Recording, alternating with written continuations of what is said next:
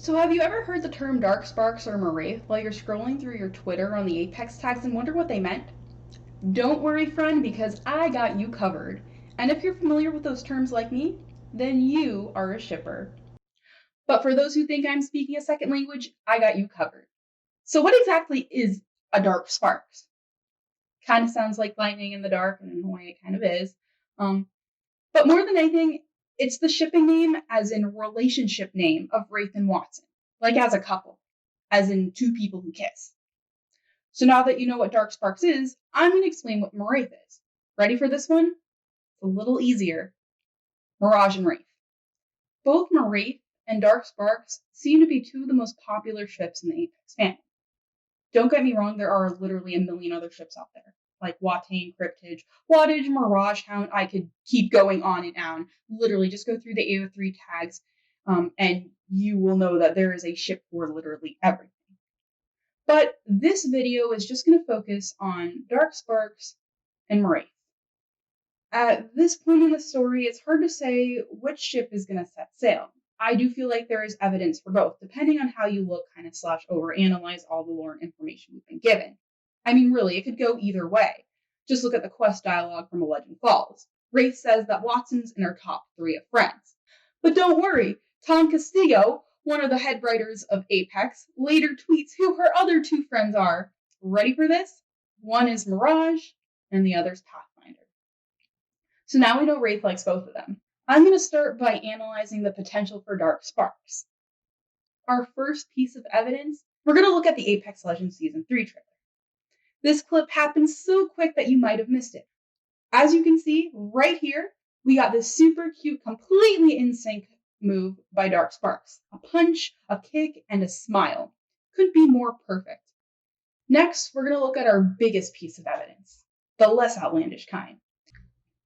We know from the Detached Chaperone episode of The Broken Ghost that Wraith sees Watson as family, saying that, I quote, somehow we got on the wrong path. Which to me means that seeing Natalie hurt like that is so upsetting to Wraith that she could only include this is the worst timeline there is. If that's not deep emotion, I don't know what is. The next piece of evidence, it's a little far-fetched, but we're going to go with it. We're going to make it work. When asked about lesbian representation, Tom tweeted this. I wish I could just show you our long-term story plans, but that pretty much goes against everything in the writer's handbook, not to mention our NDAs.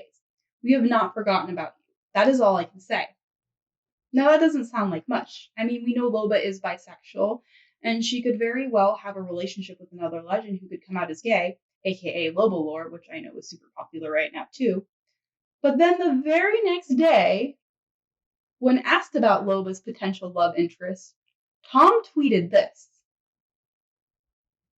I'm going to go out on a limb here and say that between the parent murdering Simulacron, the sergeant who wants her wiped off the planet, and the mystery behind the multi-dimensional treasure hunt she's heading up, dating is the last thing Loba's thinking about at the moment.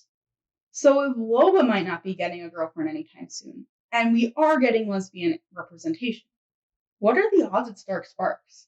I mean, the quests have already set up the chemistry between Watson and Wraith, so who's to say it's not them? Not to mention, we never see Mirage flirting with Wraith. Hint, hint, I'm going to say a mild spoiler now from data mines. If you follow the data miners such as Shrugtool, they have shown that there are in-game files for Mirage having flirting-ish and failing interactions with Loba when he picks her up after being knocked down. Yet, we have nothing like this for Wraith. But then again, we also don't really have any special lines between Watson and Wraith, other than the ones that recount Watson seeing a ghost when she was younger. And finally, my last piece, and probably the most far away piece, far-fetched, is going to be this. So remember the Valentine's Day Duo event? The official Apex Legends Twitter tweeted this image. Now that's 100% Wraith and Watson on a Valentine's Day poster. I know Respawn is very good at putting hints in plain sight, and if this was a hint in plain sight, then literally it's like, should have like a billboard to it or something. Miraith. If you're a Miraith shipper, then you live and die by the chemistry they had in that first trailer. So that clears things up. This is mine. Yours?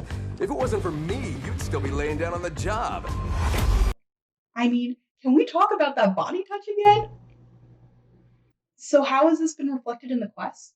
Well, in the Cranky Clown, we learn that Wraith knows Mirage well enough to know when he's upset, even when he himself isn't sure why. We also know that at some point, Mirage must have told her about his mom, meaning he had to open up to her, because if you know anything about Mirage's character, he is all about his mom and pork chops. Those are literally the two things that are most important to him. Ooh. Then, in the second episode, The Detached Chaperone, we have another Miraith interaction. Mirage being Mirage, and being very annoying, and Wraith wanting to murder him. Does that count as fighting like an old married couple? Another thing is, they're also close in age. Mirage is 30, Wraith is 32, and Watson is 22. Just something to think about. So who do I think will win Wraith's heart? Here's the thing. My short-term answer is going to be neither. I honestly think the Apex Legends writers would rather tease fan service in the short term than pick a ship. Because once they pick a ship, we know it's going to be hell, basically. It's going to divide the fandom a lot.